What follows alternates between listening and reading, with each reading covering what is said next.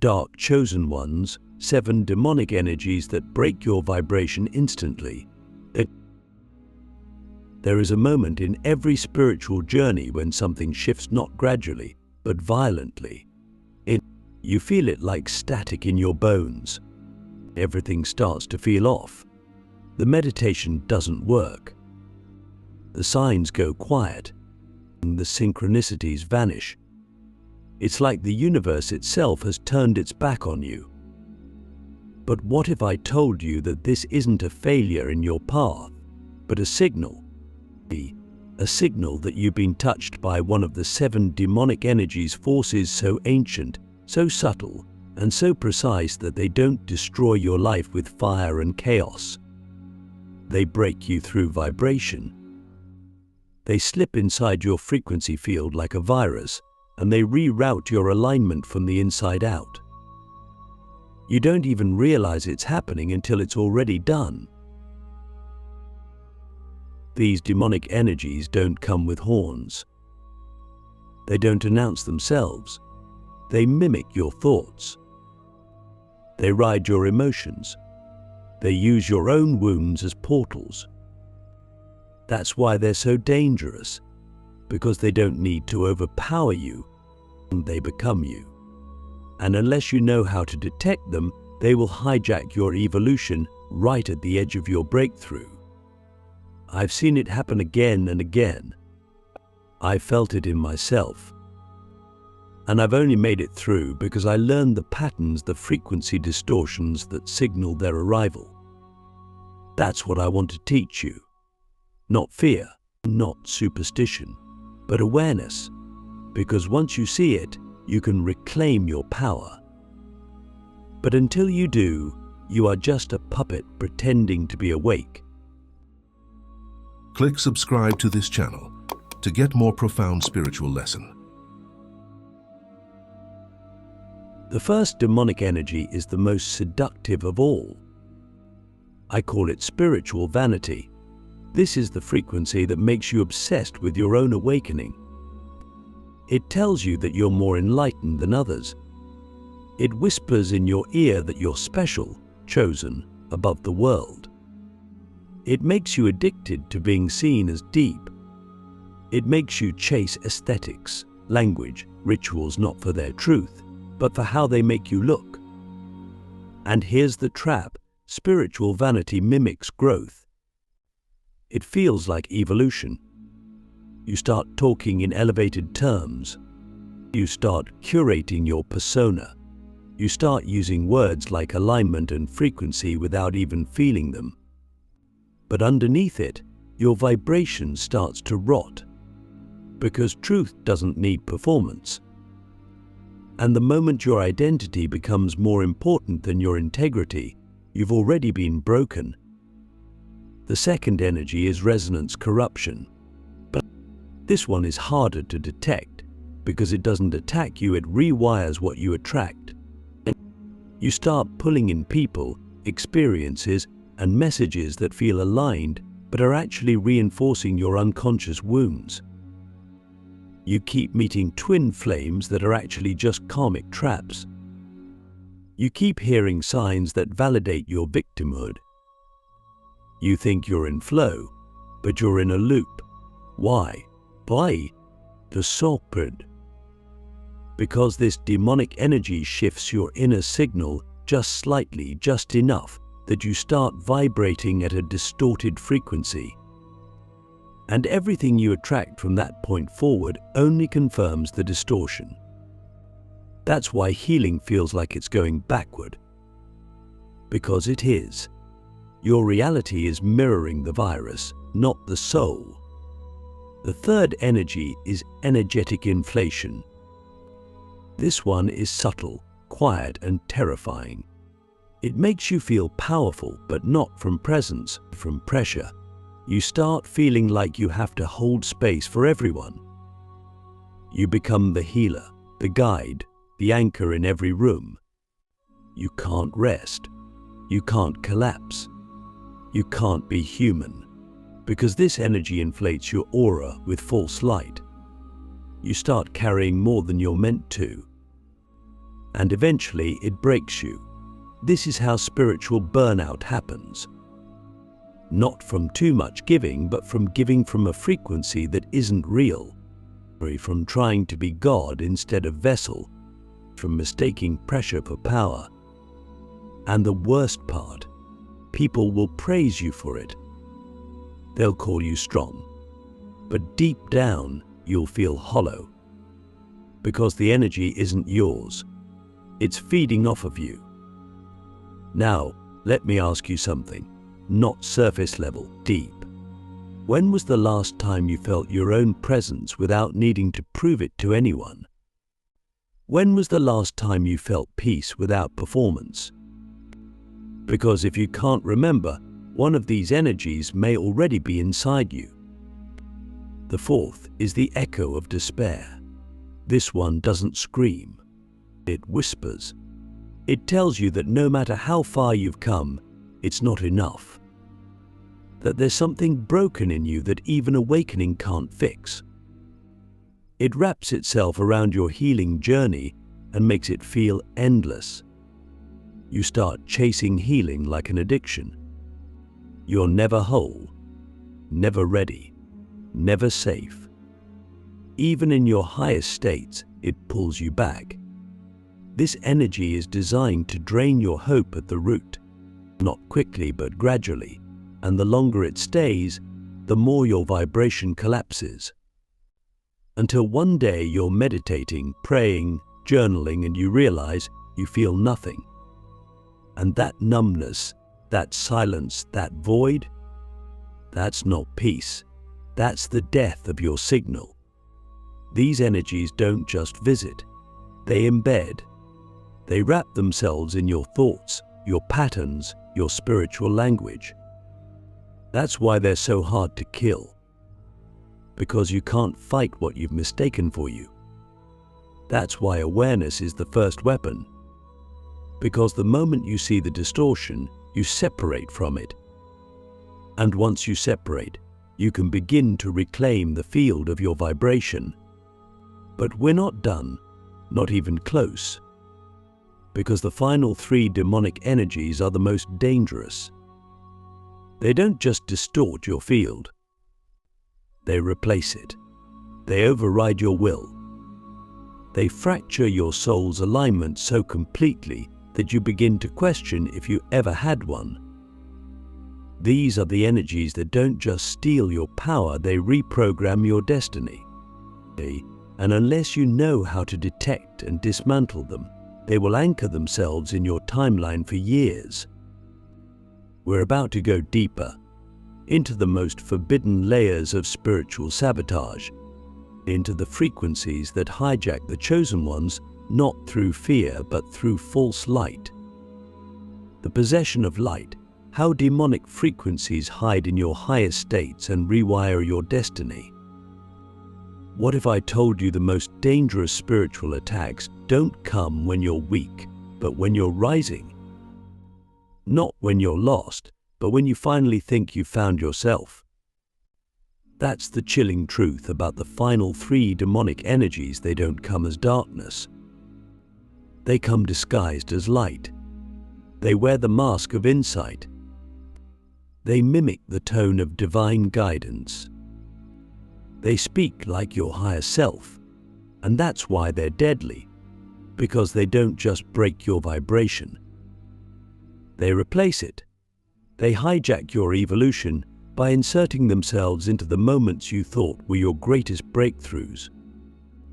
And if you don't know how to discern what's truly yours from what's been implanted, you'll end up walking someone else's path, chasing someone else's dream, and fulfilling a destiny that was never meant to be yours. The fifth energy is false ascension. This is the illusion of being above it all. It usually comes after a major spiritual upgrade, a moment of awakening, a powerful meditation, a mystical experience. At first, it feels like bliss, like clarity, like you've finally arrived. But then something shifts. You stop feeling grounded. You stop engaging with reality. But you start seeing everything as low vibration. You detach not from ego, but from life, from people, from your body, from your purpose. You start floating, and then, slowly, you start fading. This energy convinces you that detachment is enlightenment, and that transcendence means escape. But real ascension never pulls you away from humanity, it drops you deeper into it. Real light doesn't blind you, it roots you. But false ascension wraps itself around your crown chakra and lifts you just high enough to forget who you really are. You become a ghost of your own purpose. And from there, your vibration isn't just broken, it's disconnected. The sixth energy is the voice of divine deception. This one is terrifying because it knows your spiritual language. It speaks in the tone of your guides. It uses the same words your intuition once whispered. It slips into your downloads, your dreams, your channeling sessions, and it tells you what you want to hear. It gives you visions of success, signs of validation. It confirms every belief your ego secretly clings to, and you believe it because it feels right.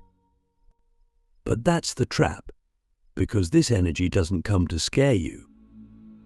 It comes to steer you off course, just by a few degrees. Just enough that over time, you end up in a completely different reality than the one your soul designed. Here's how you know it's infected your channel. Your intuition becomes inconsistent. One day you're clear, the next you're confused. You start making big decisions off of signs that contradict your inner knowing. You begin to feel more doubt after every message, not less. Because real divine truth doesn't just sound right, it feels stable. It doesn't create chaos in your nervous system. It doesn't need to shout. But divine deception operates like a parasite. It feeds on your desire to be guided. And once it's in, it begins to reroute your purpose toward outcomes that serve distortion, not truth. And you won't realize it until it's too late. Now we arrive at the seventh and final demonic energy, the one most feared, most hidden, and most misunderstood. The fracture of soul will. This is not an attack. It's an override. It doesn't come to influence your thoughts or confuse your intuition. It comes to split your will from your soul. You still act, you still move, you still strive. But the source of that action is no longer you. You become a shell of momentum. You do things because you should, because they make sense, because they align with the brand. But somewhere deep inside, you feel the hollowness. Something is missing. That something is you. The fracture happens slowly. It begins with small compromises. Doing things that look spiritual but feel off. Saying yes when your body says no. Ignoring your gut because your mind is convinced it's the right move. And over time, your soul stops speaking. Not because it's gone, but because it's been overridden. You're still moving, but the movement isn't sacred anymore. It's mechanical, strategic, empty, and no one can see it from the outside. Because on the surface, everything looks aligned. But deep down, you feel it when you lie awake at night, when no one's watching. When the applause fades and the silence returns. That aching question, what am I actually doing this for? These energies don't need to possess your body. They possess your path. They reroute your destiny through frequency manipulation. And the worst part, they rely on your own desire for growth to get in. That's how precise they are. That's how advanced. They don't need to create resistance. They use your momentum against you. And unless you're brutally honest with yourself, unless you stop, and ask the hard questions, you'll keep walking, keep building, keep ascending, cut right into a reality that was designed to keep you away from your soul.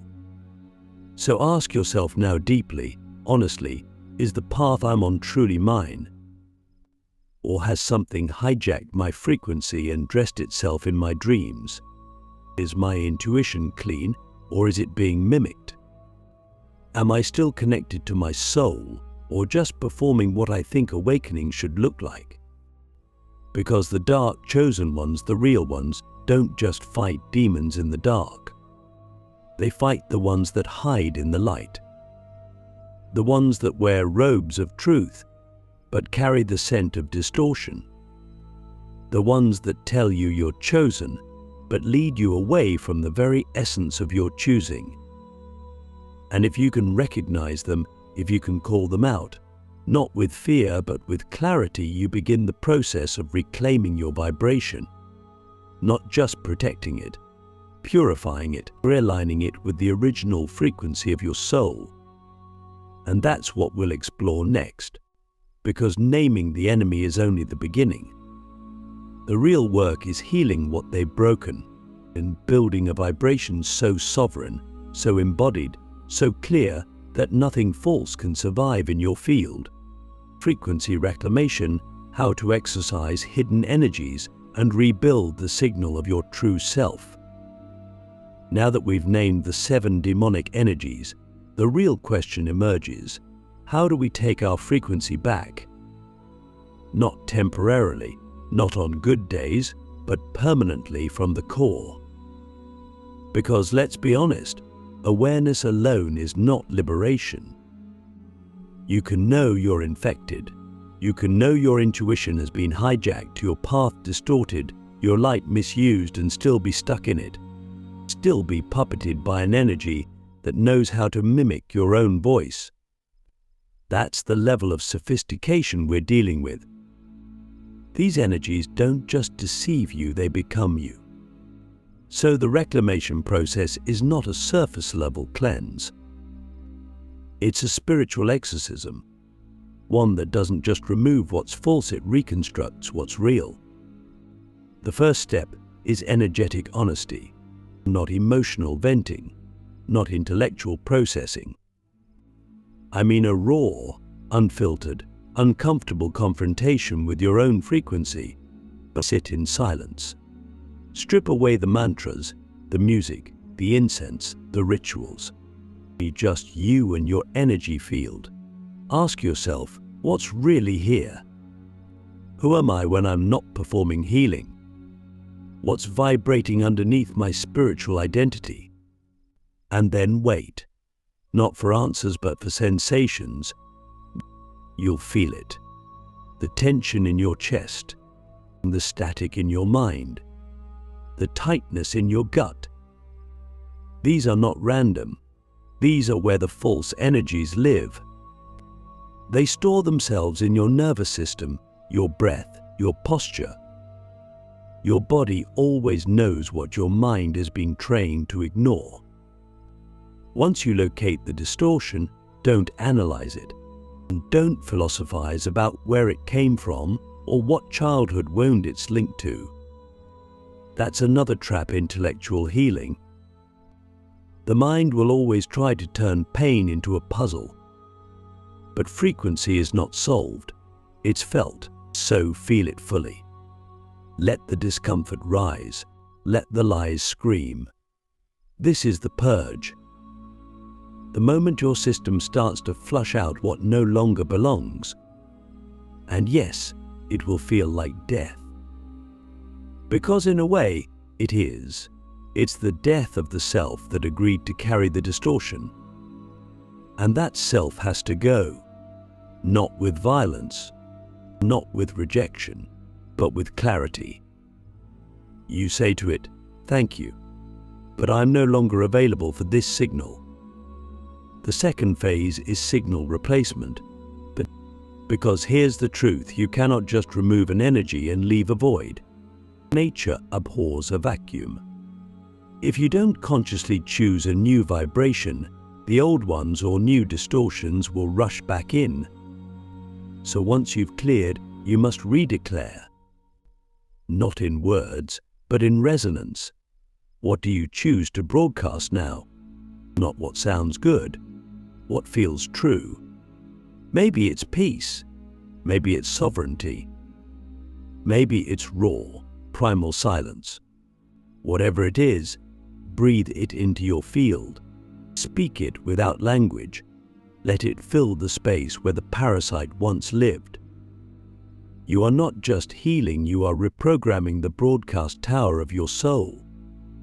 And here's where most fall off: consistency. They do this once, feel the shift, and think it's done. But these energies are ancient. They test you.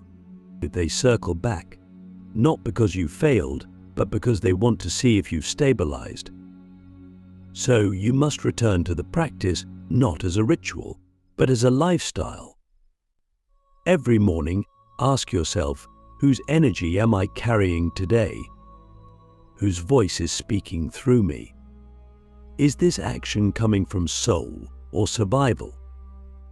This is the vigilance of the dark chosen ones. We don't get to relax into numbness.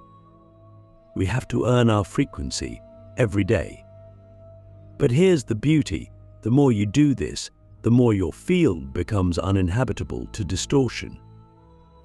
Like a body that's built its immune system so strong, infection can't take root, your vibration becomes sovereign, clear, electric, and people will feel it. Not because of what you say, but because of what you no longer tolerate. They'll feel the absence of distortion in your presence. The sharp, clean frequency of someone who has exorcised everything false. And that feeling, that's the real you. So ask yourself now, what would it feel like to live with nothing in your field that isn't yours? No mimicry, no false light, no twisted guidance. Just truth, just you, just soul. That's the life you're building. That's the signal you're reclaiming. And once you have it, you don't just protect it, you radiate it. You become the medicine others didn't know they needed. Not by teaching, not by preaching, but by being. And that is the ultimate exorcism, not of darkness, but of everything that ever told you to dim your light in the name of being good, safe, or accepted. And the vibration of the undeniable. How dark chosen ones become walking frequencies that reshape reality. When you've reclaimed your frequency, when you've burned through the mimicry, the false ascension, the divine deception, what's left is something few ever experience. Not a concept, not an identity, but a vibration. Clear, potent, undeniable. You no longer have to explain who you are. You don't preach. You don't convince. You exist, and your existence becomes the transmission. The atmosphere shifts when you walk into a room. People feel something they can't name. Some are drawn, some are unnerved, but no one leaves unchanged. That's what it means to become a walking frequency. Not a person who carries power, but a person who is power. The dark chosen ones are not chosen because they are better. They're chosen because they said yes to the descent. They agreed to confront what others avoid. They didn't run from the distortion, they let it break them open. They didn't rise by chasing light, they rose by integrating shadow. And through that process, they forged a frequency that can't be faked. It's not aesthetic. It's not trendy. It's not marketable. It's real. And that's why it's dangerous, because it exposes everything that isn't. But this vibration doesn't shout. It doesn't need to. It radiates from the bones, from the breath, from the stillness. It's woven into the way you speak, the way you pause, the way you look someone in the eyes. It carries the echo of everything you've survived without needing to tell the story.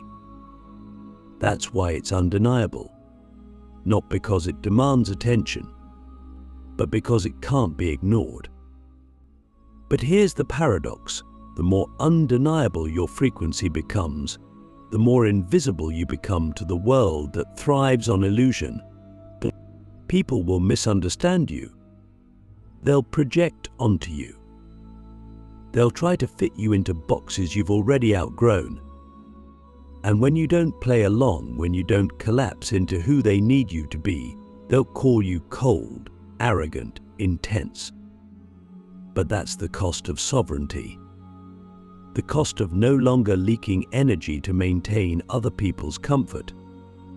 You don't get to be liked by everyone, but you do get to be free.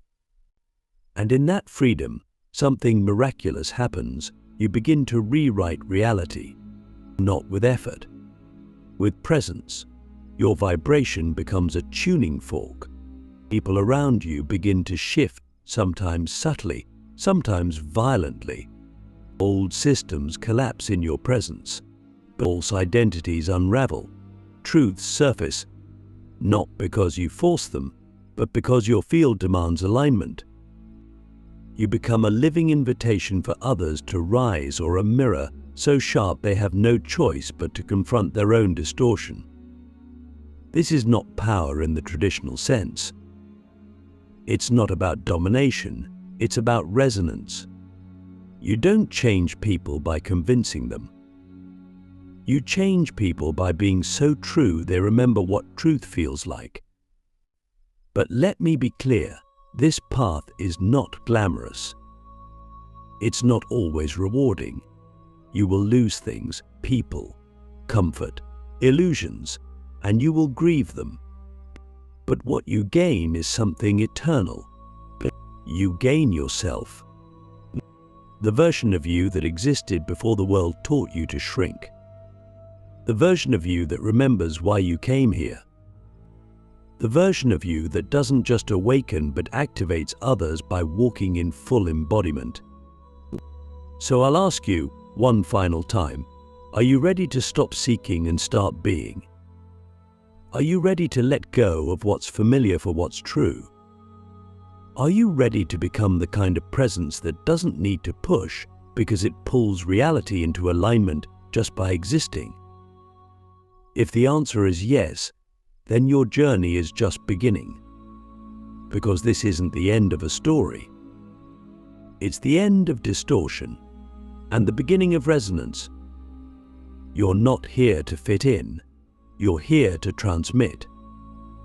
You're not here to be liked. You're here to remember. You're not here to survive. You're here to vibrate. And when you do, the world around you won't just notice, it will change. Because when a dark chosen one remembers who they are, reality has no choice but to respond.